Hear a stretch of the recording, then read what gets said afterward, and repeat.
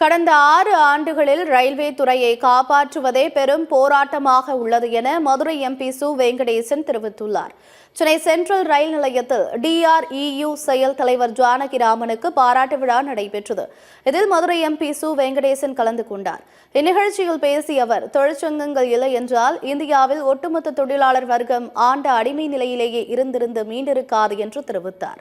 இதுவரை ரயில்வே தொழிலாளர்கள் உரிமை சார்ந்த போராட்டத்தில் மட்டுமே ஈடுபட்டனர். கடந்த 6 ஆண்டுகளில் ரயில்வே துறையை காப்பாற்றுவதே மற்ற எல்லா போராட்டங்களை விட பெரும் போராட்டமாக உள்ளது என்றும் கூறினார். உரிமை சார்ந்த போராட்டங்கள் தான் ரயில்வே தொழிலாளிகள் தொழிற்சங்கங்கள் நடந்து கொண்டிருந்தது. இந்த 6 ஆண்டுகள் ரயில்வேயை காப்பாற்றுகிற போராட்டம் மற்ற எல்லா போராட்டத்தை விட வலிமையாக நடத்த வேண்டிய காலத்தில் இந்த 10 ஆண்டு காலம் இருந்தது.